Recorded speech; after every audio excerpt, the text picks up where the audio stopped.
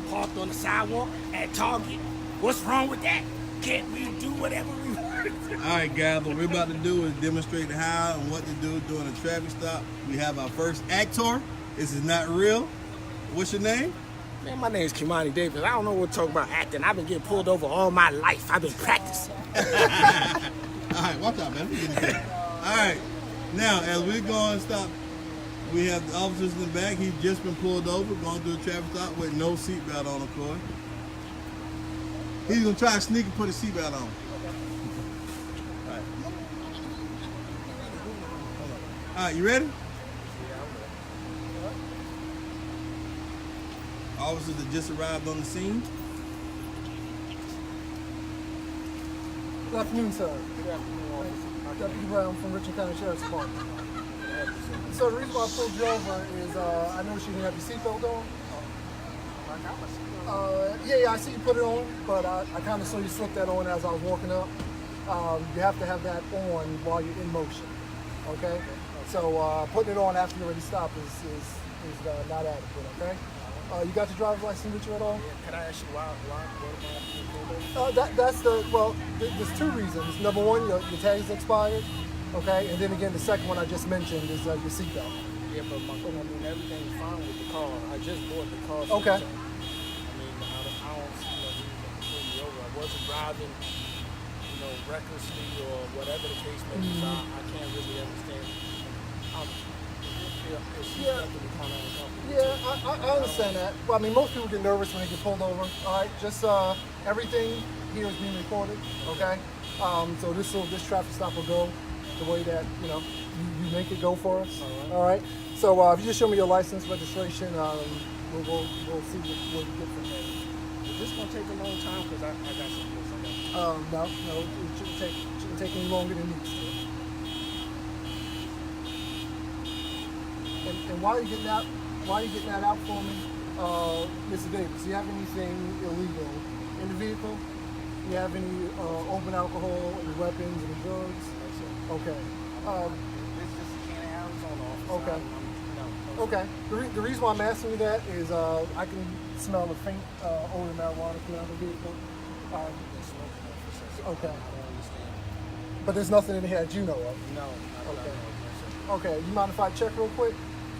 Technically, yes, I mind because I really got someplace that I gotta go, and I don't understand why I have to get out the vehicle. Okay. Well, this is what's going to happen. All right. You have multiple traffic infractions. All right. I smell all the marijuana coming out of the vehicle. So again, it can go, quick, or it can go, a little bit longer. Okay. So based on how you want to play it. So I'm not going to go in here. I'm not going to tear your car up. Just let me search real quick. We'll get you back on your way. Okay? Yes, sir.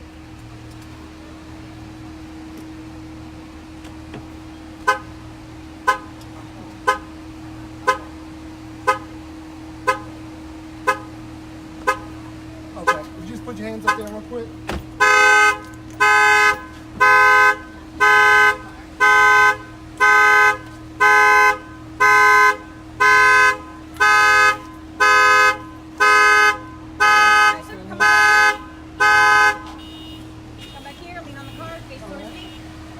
So I'm just going to search your car real quick, okay? And if I don't find anything, we'll go ahead and shoot you on your way, okay? We're going to double check, make sure you're good to go, and we'll have you on your way. Is there anything illegal in the vehicle that we need to be concerned about? Any weapons, any dead bodies, any drugs, any cocaine, any marijuana, any heroin? Nope, I got to ask. Okay. Hi, Ms. Davis. You know anything about this? I found this in your center console. You know anything about that? It's not mine, sir. Okay, it's not yours? No, sir. All right, sir, Okay. put your hand down your head. On the back.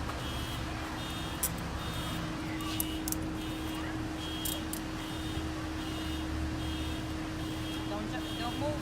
Are you moving?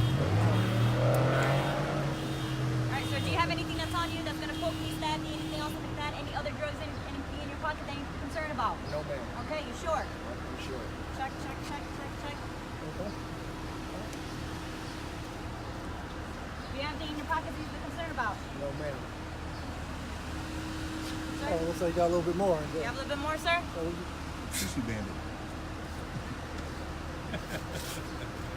All right, so as of right now, Mr. Davis, you got a few traffic infractions, and you're also going to be charged with simple possession of marijuana. Okay, so we're going to have to carry on down to the jail, all right? But I do appreciate your cooperation, and we'll get this handled as soon as we can, okay? All right, thank you, sir. Now what we like to do is we can probably discuss what happened. We'll come over here in the shade. All right. Now, technically, we normally kind of go through what happened with this traffic. Okay, so basically, like most traffic stops, it starts out with a small infraction. Speeding, seatbelt. In this case, it was an expired tag and no seatbelt. Make contact with the driver. He wasn't overly combative, but he was just kind of a little agitated. He didn't really want to cooperate, but he kind of did, which is a lot of what we get. You know, he wasn't outright combative, wasn't outright rude, but he didn't really want to cooperate, but he still did what I asked him to do for the most part. He did give me his license, he gave me his registration like I asked him. I could smell marijuana coming out of the vehicle, which of course a lot of traffic stops we can. I asked him to get out.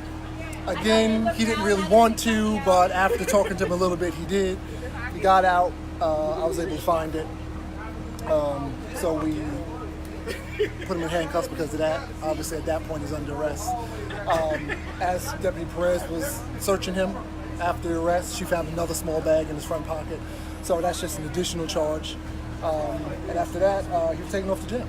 Now, let me ask you a question. I've seen some cases where you guys would actually give them a ticket for marijuana instead of giving them an arrest. Is the attitude play a part of that? Absolutely, absolutely. A simple possession is a discretionary charge. It's not mandatory that the person goes to jail. The way they act, of course, anything else they may have going on in the other charges will definitely determine if you go to jail or not. Absolutely, 100%. Praise. I would let you know that tissue was supposed to be in his pocket already as a demonstration of that it was actually some marijuana in his pocket. Not because I put it in there. Right. She planted the evidence. I didn't want it to say I planted. It is demo. Yeah. Come on.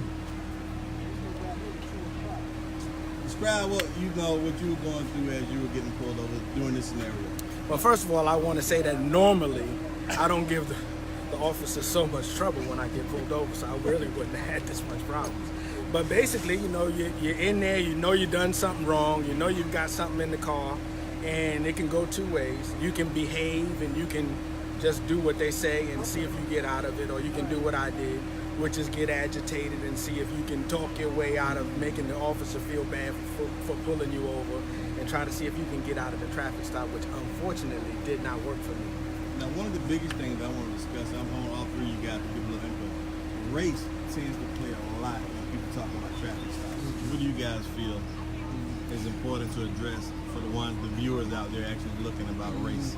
Yeah, I mean, there's a couple of things with race, and a lot of times, people say, that's why you pulled me over.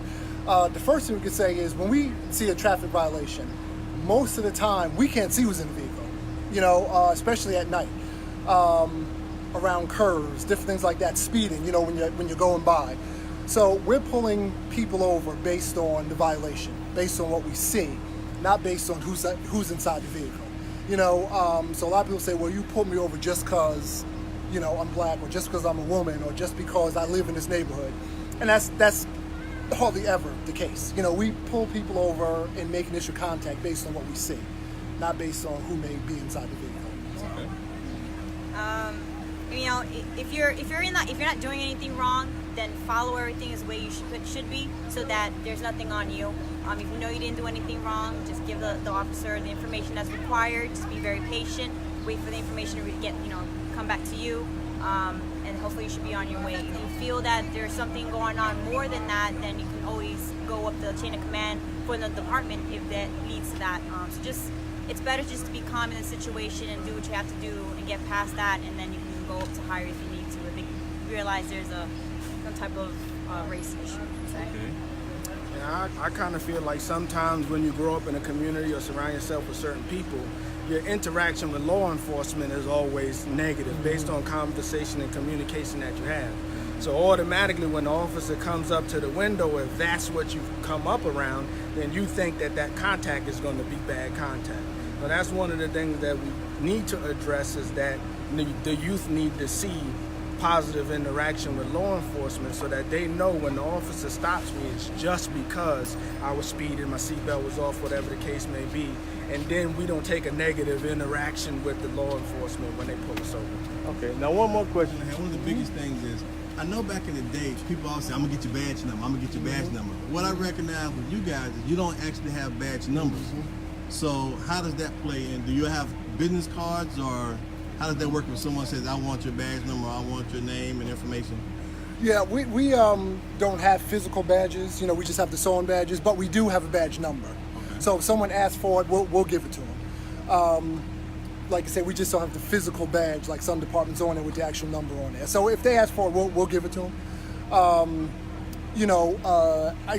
We'll give them our names. You know, obviously they're on there, but we'll give them our full names. You know, if they want it. So we'll still give them information. You know, if they want it. I mean, if anything, if there is a violation that was given to them, the information is also on their ticket, their blue ticket, and even our officer number is also there from the academy. So they got everything they need if they need to. Okay. And for the rest of the citizens who asked the question is, what is the proper procedure if I want, let's say for instance, I feel like you guys are disrespecting me.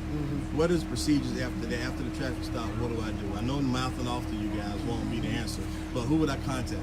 Yeah, I mean, when people always ask me that question, I always say, don't try and hold traffic court on the side of the road. You know, don't sit there and argue, tell them I didn't do this. If you feel officers being disrespectful to you, we have channels at the Sheriff's Department, you know, that you can call headquarters. You can let them know that you felt that you weren't treated fairly. Like I mentioned, as a matter of fact, on our scenario, this stuff is being recorded by our body cams. It's going to be recorded by our dash cams with sound, clear picture, so it'll be very easy to see exactly what's going on. Because sometimes you have the other spectrum where people just don't like getting pulled over, and they'll just say they were disrespected, or they'll say, you know, this or that, and then we can videotape and see if it's true or not. So we definitely have a checks and balances system to make sure that doesn't happen. Okay. Anything else you want to No, add? he covered everything. All right. So the next one we do, we're gonna take a brief moment to relax, get some water, some of that. But the next one we do is actually be a routine traffic stop, Yes. and we go from there. Thanks, guys. That's good. Yes, sir.